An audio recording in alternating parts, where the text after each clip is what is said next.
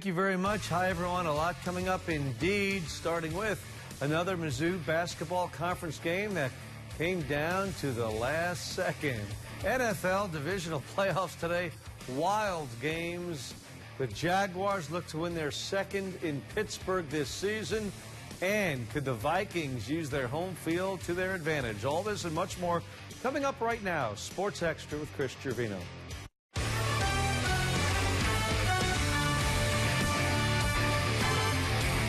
Hello, everyone. Welcome. Hope you've had a wonderful weekend. Thank you for being with us tonight. We appreciate it much. In a wild game last night in Fayetteville, Arkansas, Bud Walton Arena, the Tigers of Old Mizzou visiting the Razorbacks of Arkansas. This had a little bit of everything. Missouri trailed big early, but came back only to fall behind double digits in the second half, only to come back again. So Conzo Martin's Tigers in Fayetteville, Bud Walton Arena, the basketball palace of Mid-America, as it's been called in its 25-year history. There's Coach Mike Anderson of the Razorbacks. He's the former Mizzou Tiger coach, had 5 seasons here, including 3 trips to the NCAA tournament. All Arkansas early in this one. Daryl Macon knocked down the 3. Then look at the great cut to the goal. Darius Hall scores. Arkansas building a double-digit lead over Missouri. Daniel Gafford, the big fella, freshman inside, scores for the Hogs. They built an 18-point lead over Missouri, but the Tigers battle back. Big ball game for Cassius Robertson. Hits a 3. Tigers down 7 at halftime. Arkansas made a small run in the second half to get the lead up by 12, but then the Tigers rally back for Coach Conzo Martin in the second half. There's a basket for Arkansas there. Hogs up by 6 at this point, but Cassius Robertson almost loses control, puts the shot up, and the follow is in from Jeremiah Tillman, the Tiger freshman from East St. Louis. Later, Missouri defense, Jordan Geist, the quick hands. He comes back the other way, all the way to the goal. Tigers within 2 points, and it was getting late. 6 minutes to go. Robertson rifles in a 3-ball, and Missouri had the lead on the road at Arkansas, but Gafford late in the game hammers it down for Arkansas. He was a force to be reckoned with inside, as they were calling the Hogs in Fayetteville. Then it's Daryl Macon, an air ball, but Gafford saves it in play, but out of bounds, shot clock violation, and Mizzou down 2, had the ball just under 12 seconds to go. Jordan Geist got a screen from Jordan Barnett. Geist, though, didn't get a pass away. Instead, he put a shot up at the buzzer. It was close, but no good.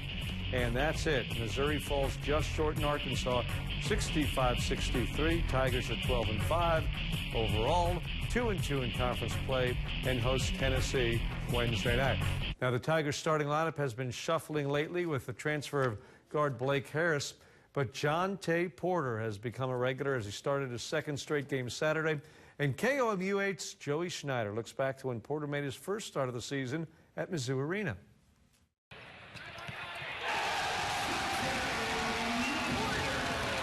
It's no secret how much praise teammates and coaches have for Jonte Porter. Jonte's a great player. He can shoot the ball very well, and he can run the floor. He's a big body, so it complimented me very well. He has length. He knows how to block shots. He has good instincts. It's hard getting shots off on him. The freshman was rewarded with his first start of the season on Wednesday, but maybe not for a reason many expected. The reason for starting Jonte was just allow Kevin to relax. Watching really the last 7, I think it's something we need to do. More so for Kevin, just give him a peace of mind. Porter took advantage of the start with the game's first bucket. His defense was a positive in a low-scoring first half for Mizzou, but with the emerging 1-2 punch of Porter and Jeremiah Tillman, the second half looked a lot different. Honestly, I feel like you can't double team, because if you double teaming me, I can kick the ball out to him, and it's a guarantee you're going to knock the shot down. Porter played a career high in minutes and finished the night with his 2nd double-double en route to Mizzou's comeback victory. Being a freshman, those are kind of things you have to learn along the way, gaining the experience along the way, and kind of applying what you learned in the last game into the next game. I think he's doing a great job of carrying that over. I think he's definitely one of the best freshmen in the country, and I think he's proven himself as that. As conference play picks up, Porter can now build on a game he won't soon forget. Joey Schneider, KOMU 8 Sports, Columbia. Joey, thank you. Jonte Porter leads Missouri in rebounds per game, and his 115 rebounds are tied for 8th most in the SEC. On to the NFL playoffs. What a crazy day today. 4 teams are now left in the race for the Super Bowl, but not without struggles today. A busy Sunday. We'll start with the Pittsburgh Steelers and Jacksonville Jaguars in the AFC. Jacksonville already won once in Pittsburgh this year, and it didn't take long for the Jags to remind the Steelers of that. Jags scored on their opening drive of the game, and then it's an interception. Miles Jack with the pick.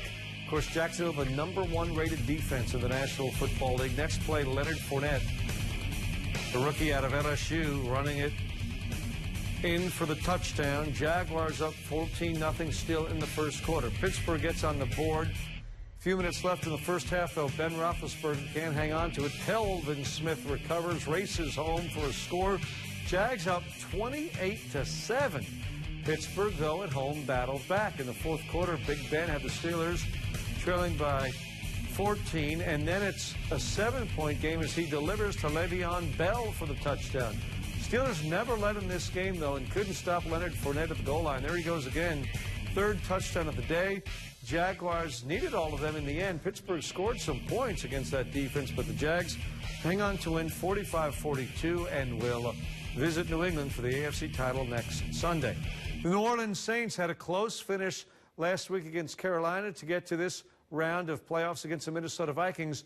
Tonight, no different. Another game right down to the final play as the Saints took on the Vikings. Minnesota beat New Orleans in week 1. Minnesota with Case Keenum at quarterback off to a good start in this one. There, the handoff to Jerick McKinnon. He races in 14 yards. Touchdown, Minnesota. 7-0 Vikings. Second quarter, Minnesota kept the running game going. This time, Latavius Murray scores. It is 17-0 Vikings at this point. Looked like a blowout for Minnesota at home. Saints scoreless in the first half, but then came the second, and the Saints came marching in with their first score of the day. Drew Brees to Michael Thomas for the touchdown. And that was the start of a New Orleans Saints rally. The Saints working back, down 2 in the final minute. Will Lutz kicks a 43-yard field goal, and New Orleans had come back from 17 points down to take the lead. 24-23 final minute. This is unbelievable. 10 seconds to go. Vikings complete a pass. Keenum to Stephon Diggs. New Orleans missed the tackle, and Minnesota doesn't have to go for a game-winning field goal. The Vikings have the game-winning touchdown as time expired. Unbelievable. Vikings win 29-24. They will visit the Philadelphia Eagles for the NFC Championship Sunday. Time now for our Sports Xtra trivia question with the Patriots and Jags set to meet in next weekend's AFC title tilt. We ask you, when was the last time these teams played for the AFC title? They have met in the conference championship game before.